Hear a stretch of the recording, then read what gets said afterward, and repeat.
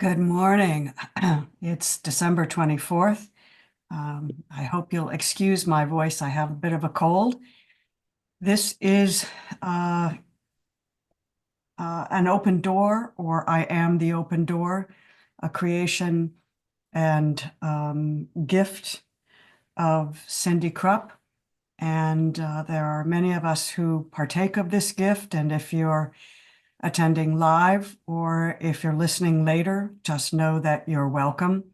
And we hope you'll join us live if you're listening later, because it's a really wonderful group, wonderful alchemy, wonderful chemistry that goes on when we're all together. So this is Training Wheels, which takes us through the lessons of A Course in Miracles. We're doing one a week, and this week we are on lesson 15. What I'm going to do is read through the lessons, and you can keep your screen on or you can turn it off. I think I'm going to turn mine off. Normally what I do is I try to get us into a meditative state here, but because I have a cold and I might sneeze right in the middle of talking, I'm just going to ask that you just focus on the words, just relax and allow the words to inform you as they will. Last thing is, most of us are fairly familiar with these lessons. And so as we have gone through them, one of the things that I'm asking is that you take the wisdom from your original experience with the lesson, and then share how your wisdom has grown as you've practiced. Some of us have been doing these lessons for 20 years or more. Some are fairly new, but the sharing and the questioning are really what the teaching is all about. So let's begin. Let's begin. I'm going to turn my screen off.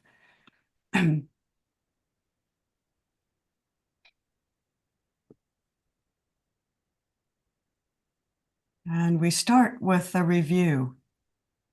As Cindy has shown us several times, as we go through the lessons in review, they take on a deeper meaning. And lesson 1 was, nothing I see means anything. I have given everything I see all the meaning it has for me. I do not understand anything I see. These thoughts do not mean anything. I am never upset for the reason I think. I'm upset because I see something that is not there. I see only the past. My mind is preoccupied with past thoughts. I see nothing as it is now.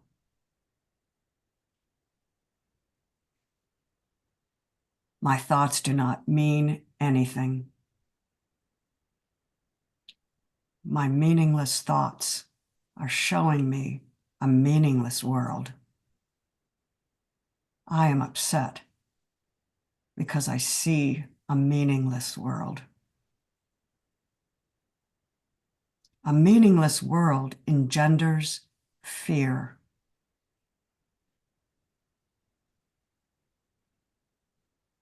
God did not create a meaningless world. My thoughts are images I have made.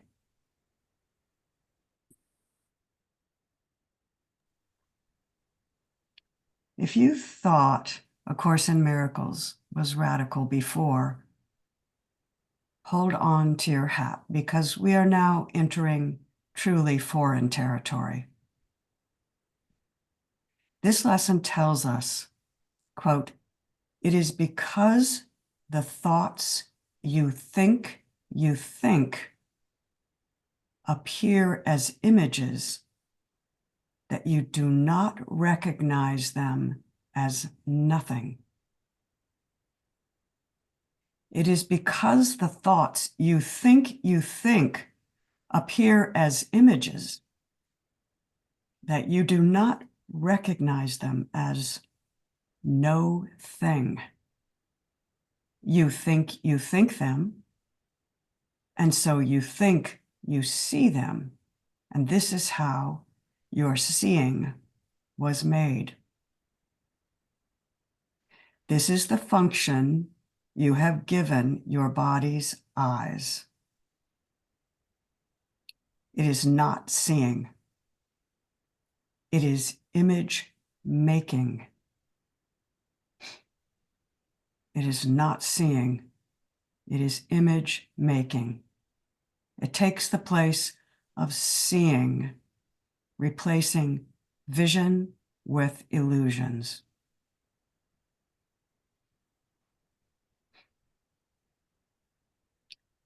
We were created to be creators.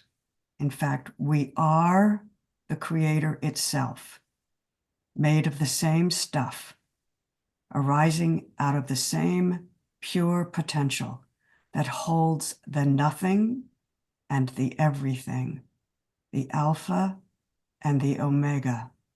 We are that, and we are full of the desire to create, for love can only extend itself in joy. Because we live in an age dominated by scientific thinking, we are still looking for understanding of reality through scientific means. Many of you know who Bernardo Kastrup is, a brilliant thinker. He points out that science has not and cannot explain our experience of this world. It uses the tools and language of science, but in the end, science is just creating more stories. What is behind all of it and cannot be explained is consciousness.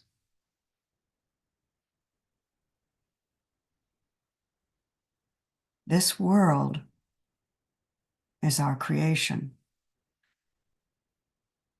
It's a dream creation, but it is so finely detailed, so brilliantly imagined. It is extraordinarily complex.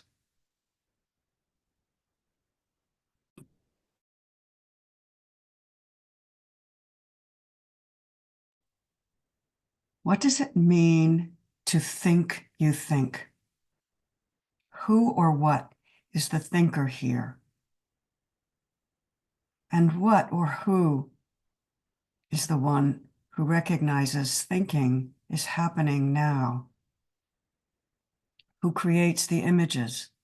Who is it that agrees we sometimes all see the same image and sometimes we do not? The whole idea of this world and separate ones who see separately is an overlay, but it is a divine overlay. This is the subtle shift between seeing and not seeing.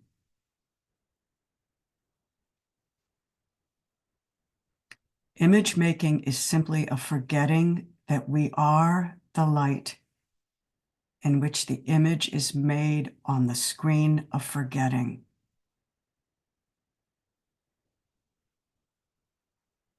There's nothing to be done but recognize this. For who would be there to do anything about it?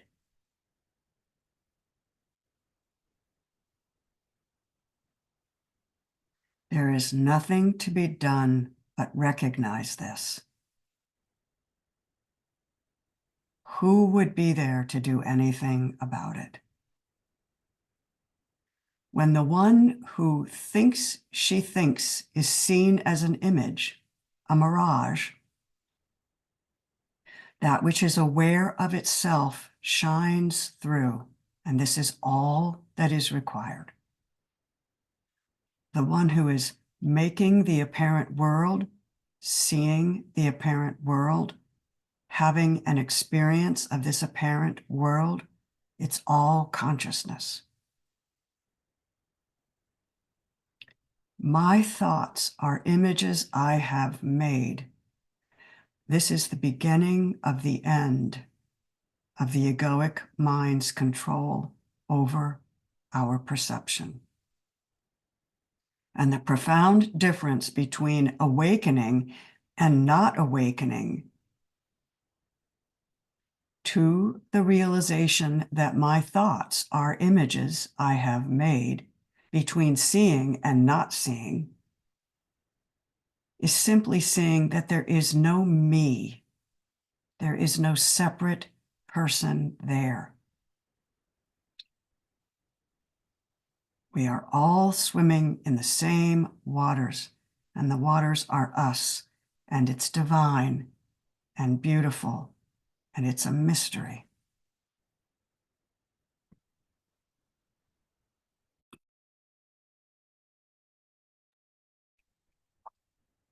My thoughts are images I have made. This is the beginning of the end of the egoic mind's control over perception, and the profound difference between awakening and not awakening, the profound difference to the realization that my thoughts are images I have made between seeing and not seeing, is simply the knowing that there is no me. There's no separate person here. We are all swimming in the same waters, and the waters are us, and it's all one, and it's divine and beautiful, and it's a mystery. It's a beautiful, beautiful mystery.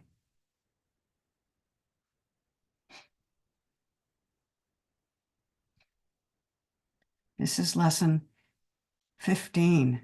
We are not far in. How does this lesson find you? How do you feel about this lesson now? It's an early teaching, and yet it's revolutionary.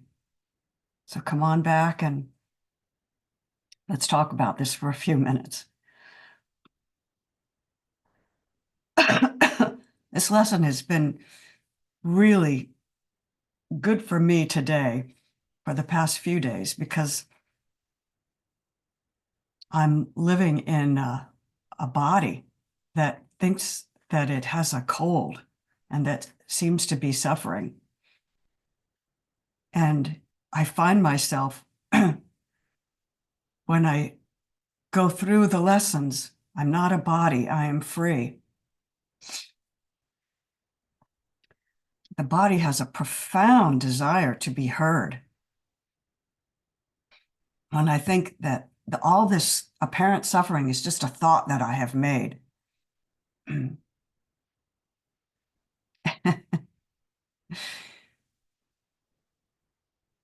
And I am tempted to give meaning to it. Like, oh, this is a way for you to just deepen the lesson that you're not a body. Hmm?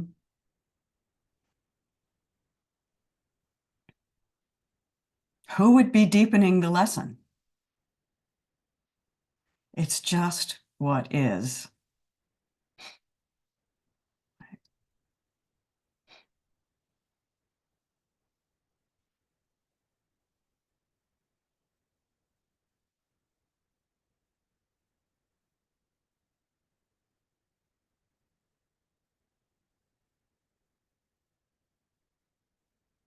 Barbara, how are you doing today? It's good to see you.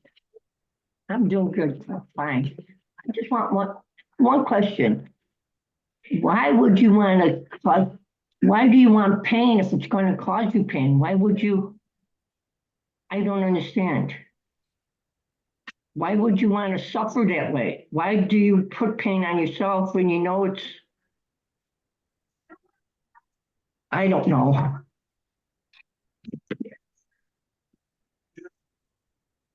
Alka says it's more appropriate to say you are not just the body.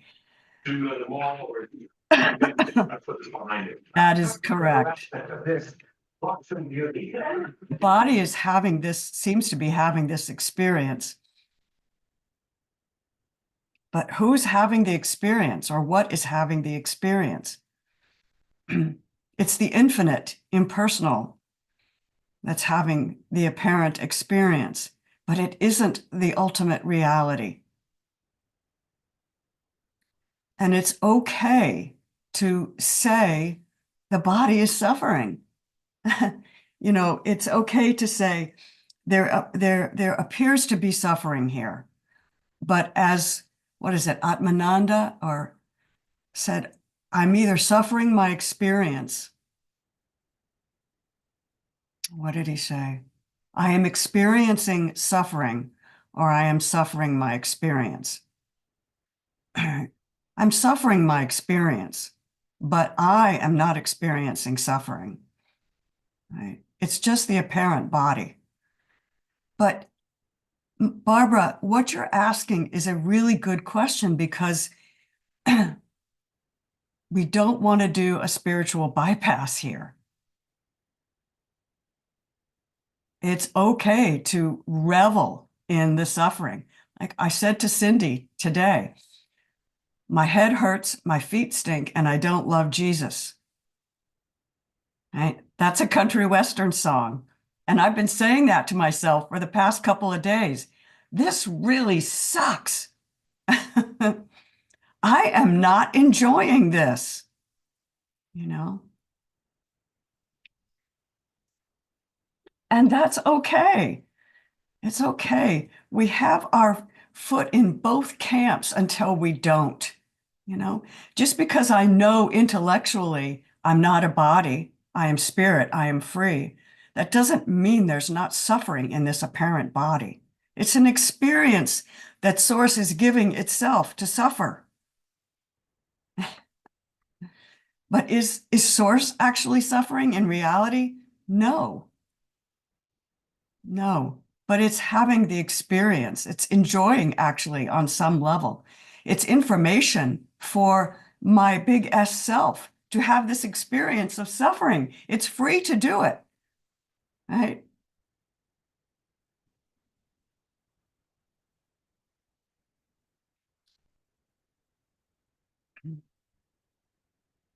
I'm looking for more wisdom here. That's my wisdom. Sandra's going to share hers.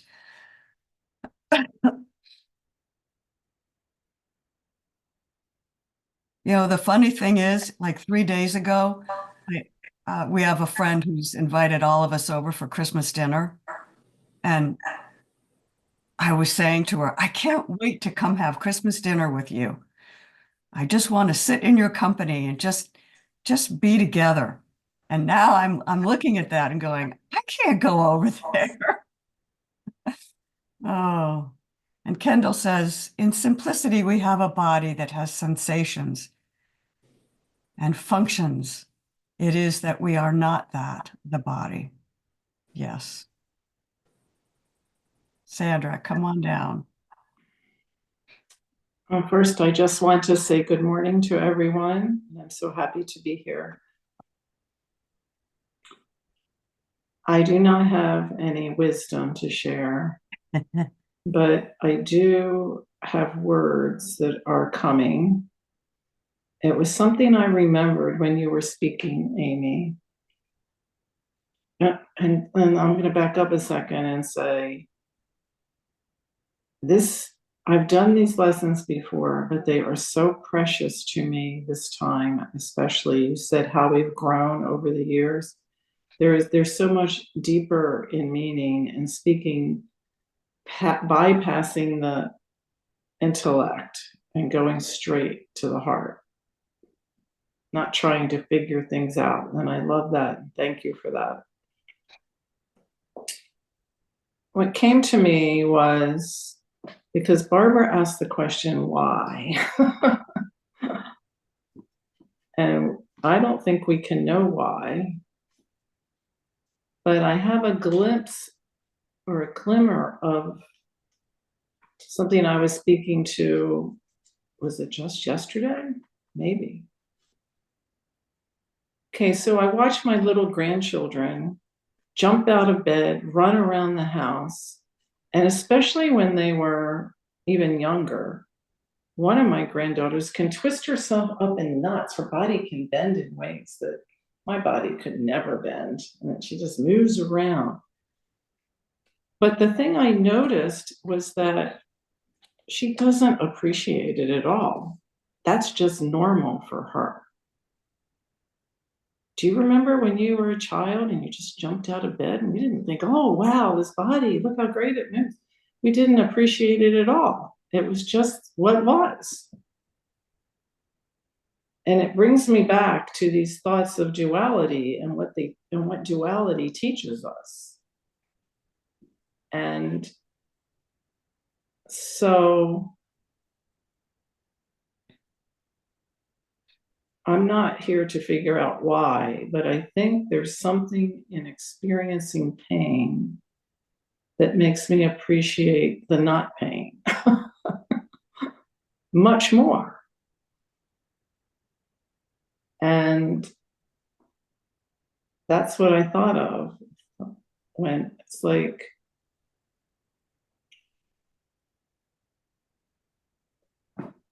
divinity, the absolute, it's so hard to give words. Feels like it wants to experience all of it so that it can know itself. Exactly. Exactly. And that might give us a little bit of insight into the why, but I don't want to make it sound like there is a why. But thank you for saying exactly.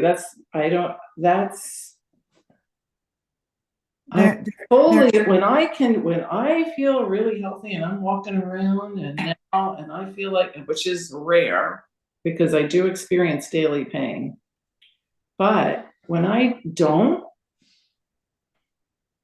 wow, it feels so good. But I would never know that without the pain. I think no pain is our natural state. Yes, I agree. That's our natural state. And who is the meaning for, Barbara? There's no meaning for the personal self. The personal self will tie itself in Sandra's grandchildren's knots, trying to find personal meaning for the personal self. You know, I'm suffering because I need to learn I'm not a body. Yeah.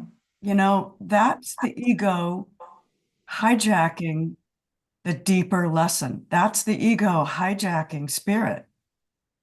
It just is. There is no personal me.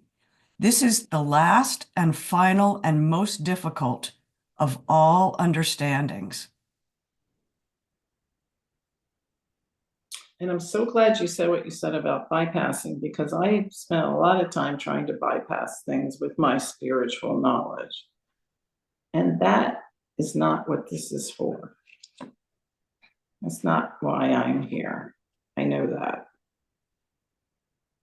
Thank you. Yeah. David, come to the head of the table. I mean, thinking when my eyes closed. Anyway, when I listened to you read the title of this lesson, my thoughts are images that I have made, and I go, well, what about the images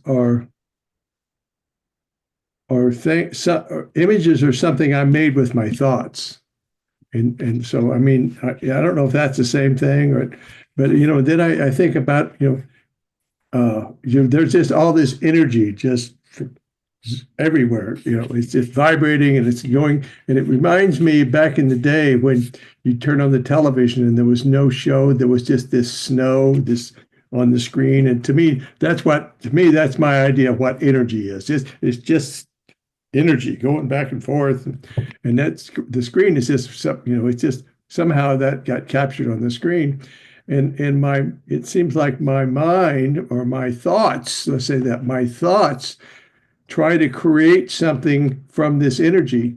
And so my thoughts are projected into this energy, and they make up these images. They make up this world. They make up these bodies. They make up my body, and just and trying to make sense of what is. And so, okay, well, so this is my idea of, and I don't know if I inherited that or it's just something I just thought up. Or, maybe I always believed that what I see is not what you see, but my mind, there's no way for me to know what's in your mind, and there's no way for you to see what's in my mind. My brown may be your blue, and my green may be your purple, and you may I have what I look like, and you may think I'm one of those Martians images that we see on TV, but it's just, I don't know where I'm going with this, but it's like it's like I make up what is in my reality, and so I can change my mind. I can change my mind about what I see, and if I want to see wonderful and kindness and love, I can, I need to know that I can see that. I don't have to see awful and turn on the TV and I see all the murders and the killings and the war and the politics that make me crazy. I don't have to see that. That doesn't have to be my reality. I can create my own reality. It's not bypassing. It's just, I can just, if I want to see everything through the filter, it's not even a filter. If I can see everything as the love that it is, then I just can do that. But I have that power. I have that energy to do that. All I have to do is do it. And so that's what I've taken from this lesson. And so I can make up, or I can see what is, at least from my point of view. And if I choose to see the wonderful and the love and the goodness, then I just will do that. And so that's something I want to do. David, I have to tell you this dream I had. You're reminding me of, so that it's right here, and it's snowing outside in front of me, and there's so many synchronicities happening right now that it's kind of blowing my mind. But in my dream, I am looking out a window. I'm in a dormitory, and it's a school, and I'm looking out a window. It's kind of like an old school, like Hogwarts, but this is years before that series came out. And it's snowing, and I realized that the snow is actually apple blossoms that are just falling everywhere. And I'm in this bed, and there's somebody lying next to me, and suddenly I realize that there's this dark shape at the foot of my bed, and I'm filled with terror. And but I think, okay, I'm just going to be present with this. Whatever happens is what happens. I'm just going to allow this to unfold. This dream was probably 30 years ago. And as soon as I said, I'm going to allow this dream to unfold, I saw my body literally like a piece of paper slide off the bed and go underneath the door of the dorm room. And I watched the bottom of the door frame from my perspective. I could see the bottom of the door frame, the wood. I went through, and I'm in a hallway. It's a long hallway. And I walk down the hallway, and I enter a room, and there are a bunch of people in the room that I recognize. I'm like, oh, I'm so glad to see everybody again. And I realize that I'm in a dream, and that I've come down this hallway, and here I am with these people I haven't seen forever. And I realize that they know more than I do. So I say, I got to take this opportunity and ask, what is this all about? What are we here for? Why are we here? What is this? And no one says anything. This person goes like this and points to a black and white TV screen, and it has snow on it. That's all it is the snow. And I wake up, I'm like, what is that all about? It took me, that was 30 years ago that I had that dream. And what you just said explains the whole dream, David. What she was showing me, I'm asking her, what is this all about? Why are we here? What's going on? What this being was showing me was everything you think is what you have made. It's the screen of your own projection. I didn't understand it at that time, but now I do. And there's just, I had to recount that, David, because you just brought it to life in the most amazing way. Thank you. You're welcome. Rana, come to the head of the table. Good morning, everyone. I'm grateful to be here. And I've been watching for this half an hour, and getting super attached to a me and then watching again. So that's the experience that seems to be happening. And when I first wrote this lesson down, because something came that I wanted to remember to share, I wrote it as, these thoughts are images I have made. So I found that an interesting pointing, because the mind is already kind of letting go of me, mine, and those kind of things.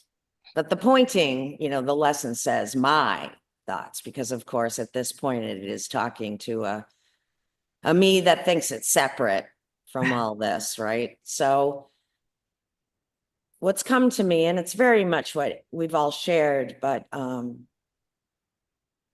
so the images out there are a projected world, right? You guys are telling me that I have a part in the making of these, and your dream was a really great example of that.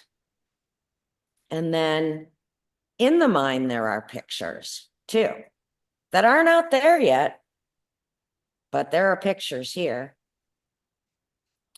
And they're cementing stories, right? It's not out there yet. It's not what it's actually being experienced. It's images in here. And there's fear, because I don't necessarily want to be creating more suffering, potentially. And I love that what you said about Kastrup saying science creates more stories. So I'm going to say this way. There was an email.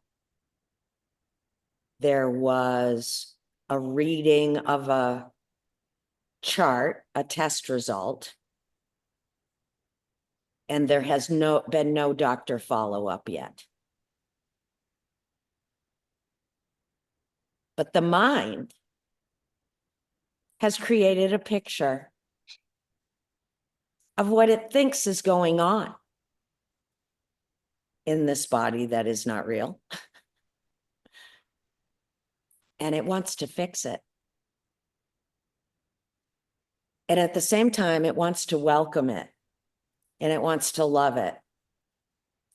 And it wants to take the pointings that have been given so freely to this one recently without any knowledge of what was coming. And there's nothing coming. It's an experience that may be coming. But I'm having an experience with it right now. And it is in the mind. And it's not necessarily fear because I keep checking for that. My purpose is to be as honest as I can in each moment with whatever is coming up. And there's not fear, there's trust. But there's also from this discussion, like when the question was asked, why would we pick suffering?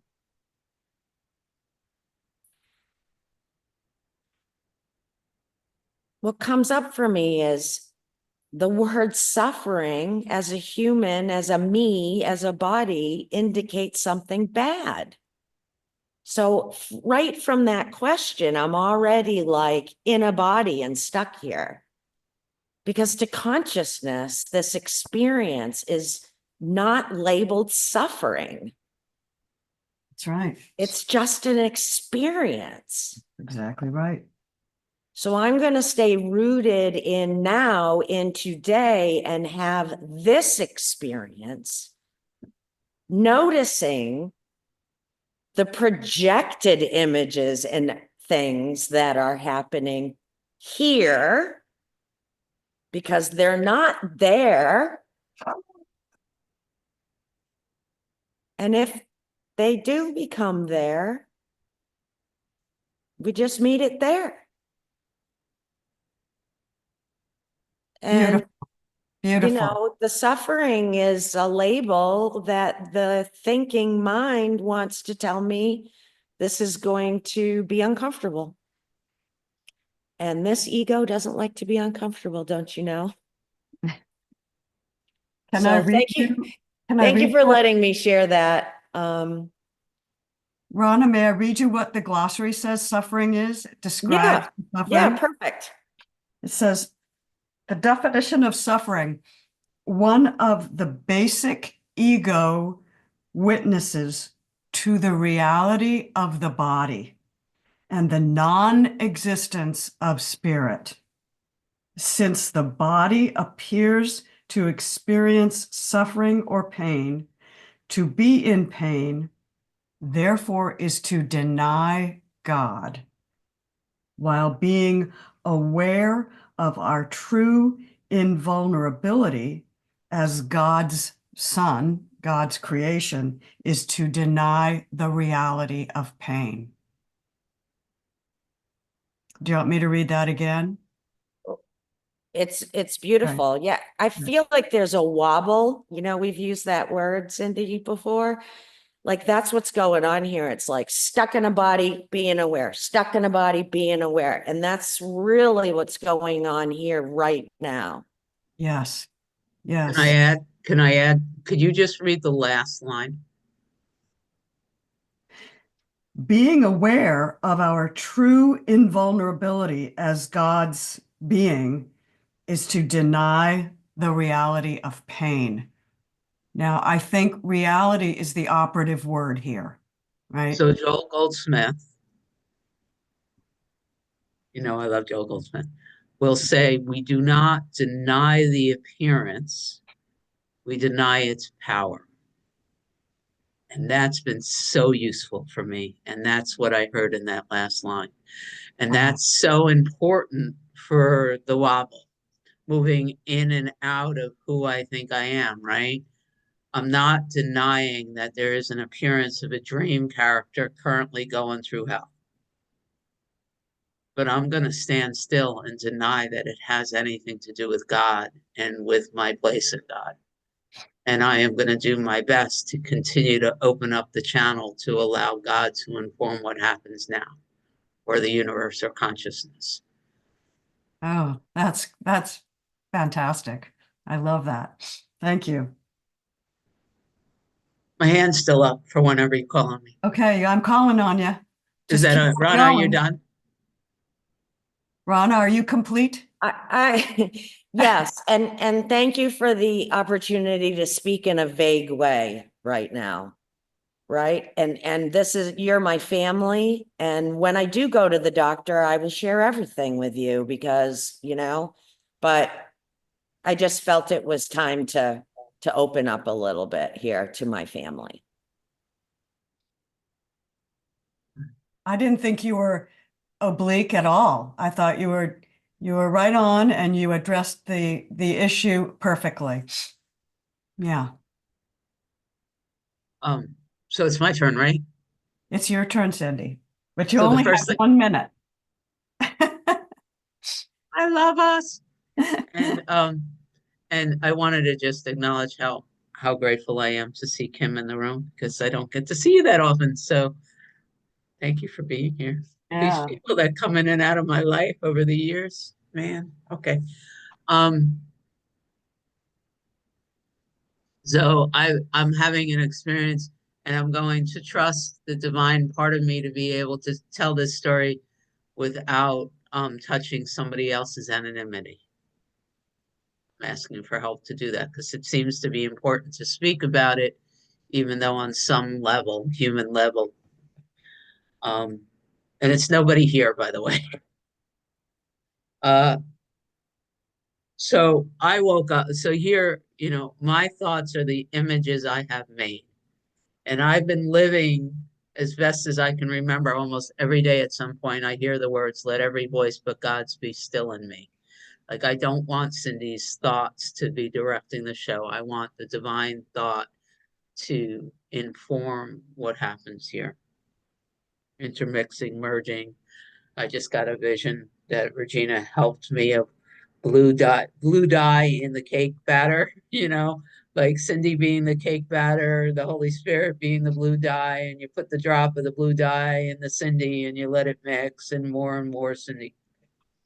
I woke up into just, well, Amy put the words, my head hurts, my feet stink, I don't believe in Jesus. This morning I wanted to say, oh, it's my meeting. Fuck the world and everyone in it. Like, I didn't want to do this time of year.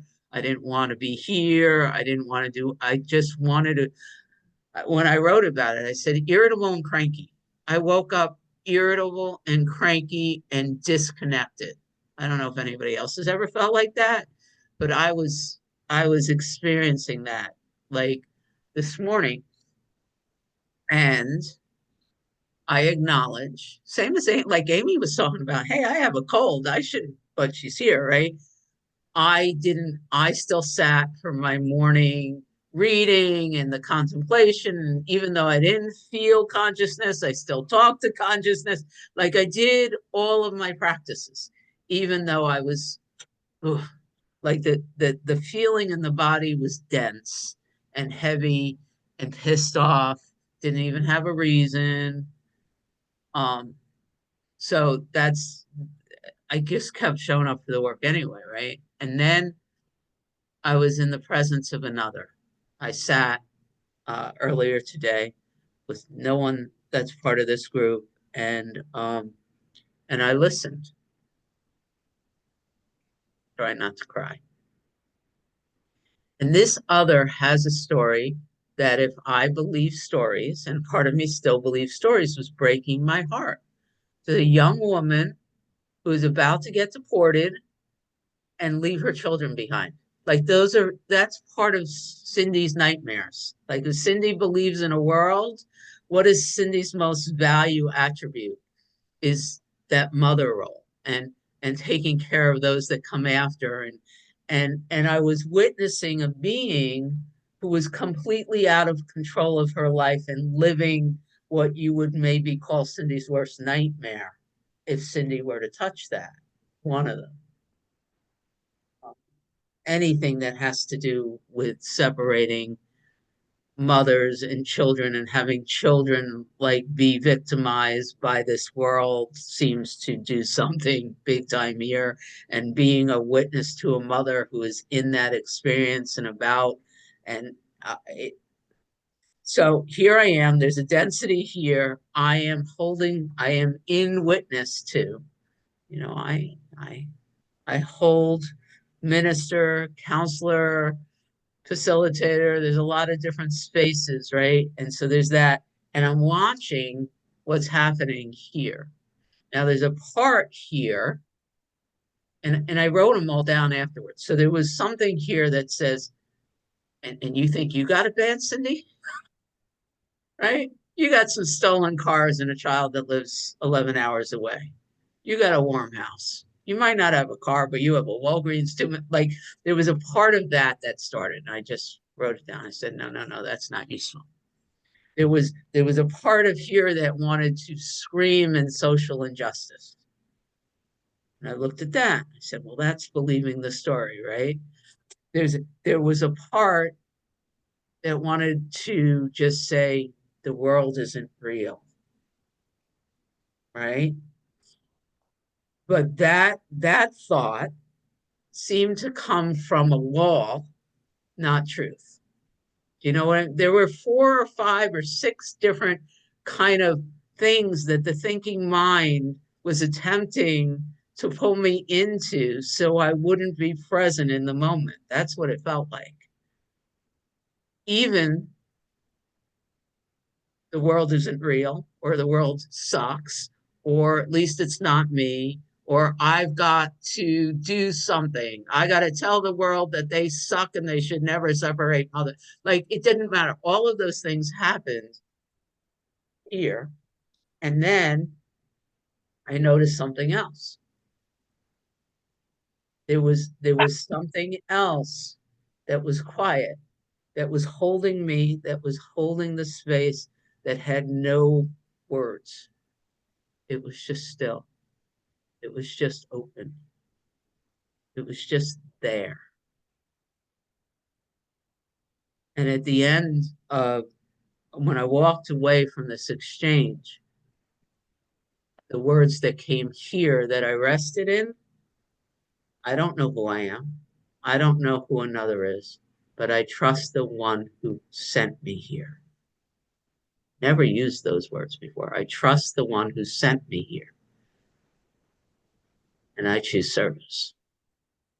And so this idea, my thoughts are the images that I have made. It's so interesting to me relative to sitting with being able to be still enough to watch all of that happening in about an hour and recognize that I did not need to choose any of those.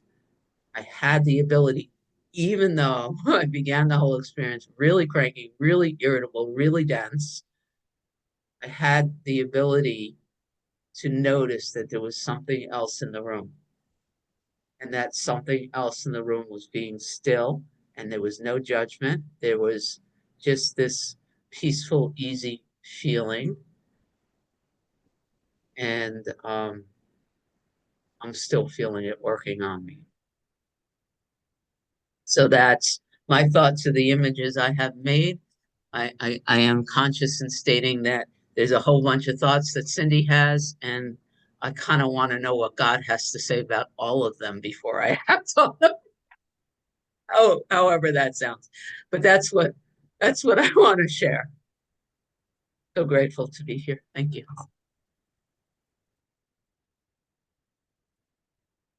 Kendall said, I don't want to, does anybody else want to follow up on what Cindy said?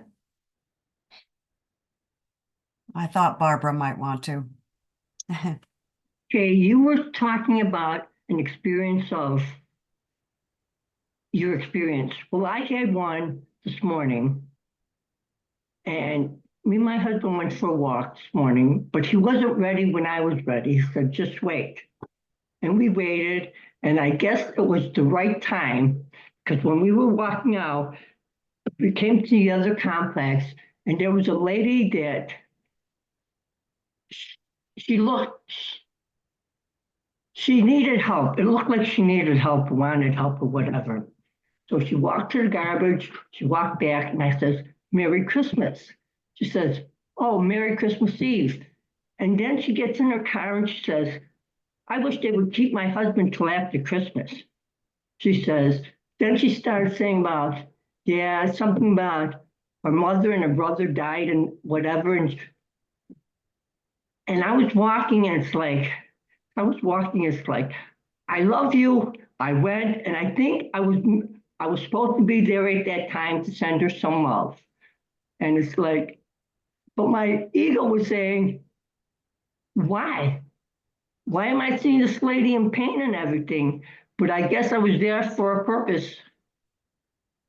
So, but I understand, all of you that spoke, you got back to me.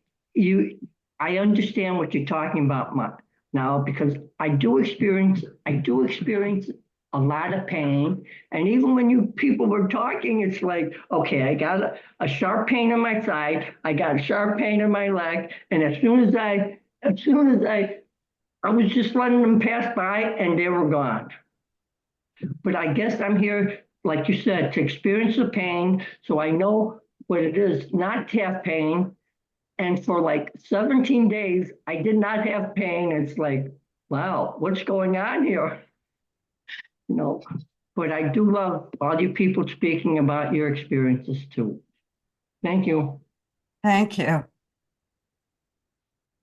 So there are a couple of things that come to my mind here. Kendall says, recently I was listening to a talk and I loved how they expressed that in our darkness, we wake up to our genius.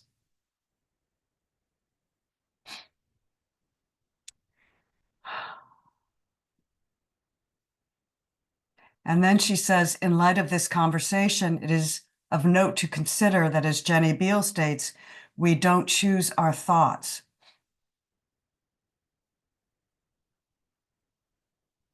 How can both of those things be true at the same time?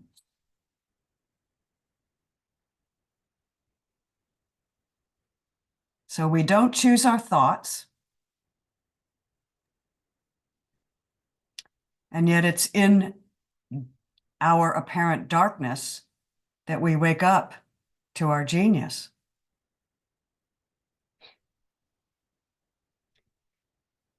In a way, I think it's found in the definition of suffering that Ken Wapnick gave us. The experience of suffering is the ego's tool to convince us that we are a body. Now, is there an ego? No. Is there a body? No. It's just consciousness having the experience of separating and then coming back, separating and coming back. Suffering is a teacher. It's not a punishment. It's not a bad experience. It is a movement toward reunification and realization, realignment with the one. It's a movement back toward oneness. That's what suffering is. It's not a punishment. It's not true. Even the ego can be a great teacher. The ego it was created as a teacher. The ego is teaching us this is not what I am.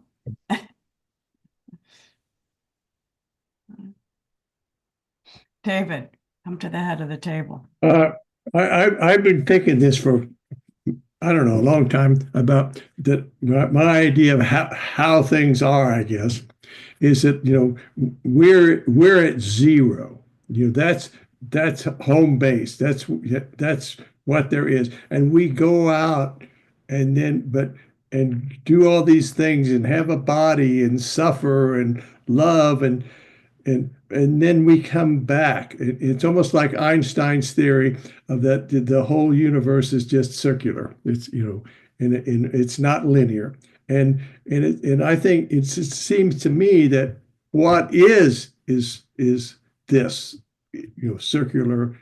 And it's almost like and I'll go out and I'll have a bad day and everything will be sucky and I'll suffer and I'll be sad and I'll be angry but then if I just open up and just let it all happen and let it all be, and I just come back to this home place and to come back to I call it zero. You can call it home. You can call it Fred, or you call it Mr. Johnson.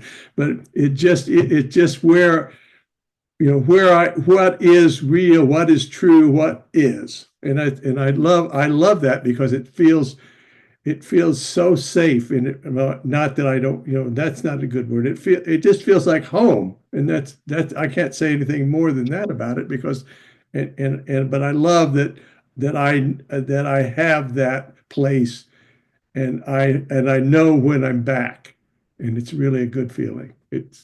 So Mhm. that's what I have about that. All right.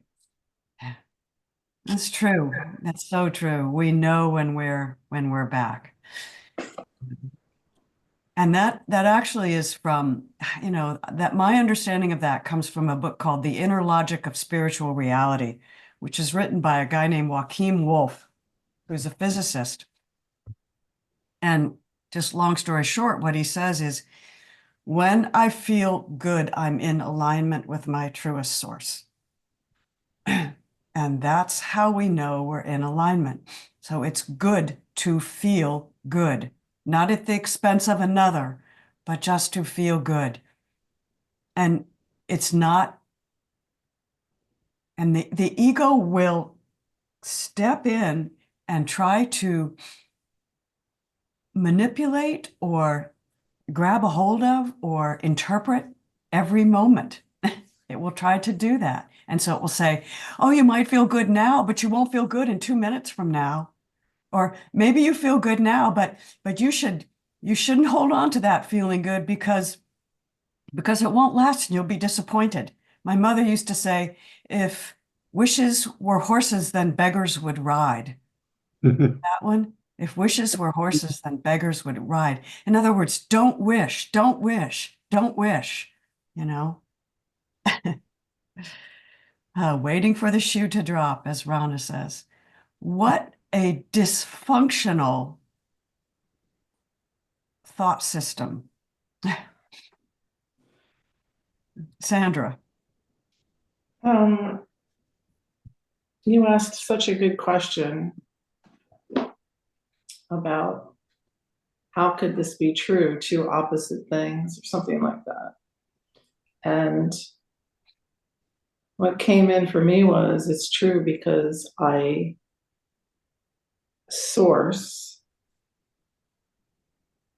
am source. We are source. We cause the opposite to happen. We do. Source creates it all. There's no limits to it. So that's why there's always a paradox. That's why there's two seemingly opposite things can be true. Seemingly is the relative word. Yes. Because as David Hawkins says, in a completely unified universe at all levels, nothing is outside Right. the mind of God. And so that's what I mean. yes, I so want to put a little advertisement out here before we end. I was watching a movie last night. I put it in the chat. It's called The Best Christmas Pageant Ever. Has anybody seen it? no.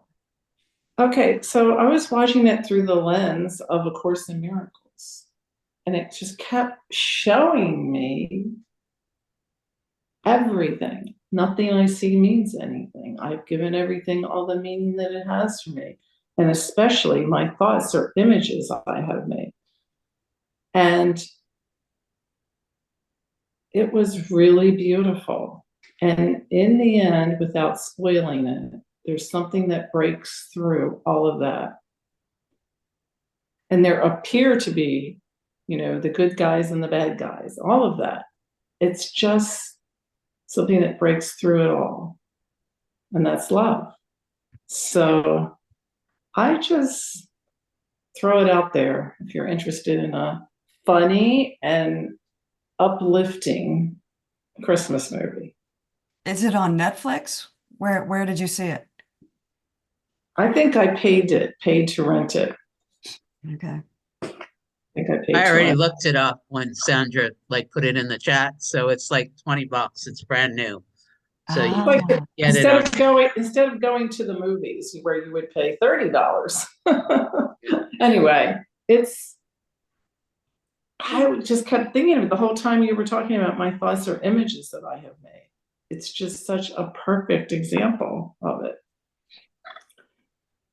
And also wanted to say Merry Christmas to everybody. thank you. Merry Christmas to all of you too. And hopefully we'll see you in an hour, right, Cindy? All right, for 12 stepping. So, Interesting leader today, 12 stepping.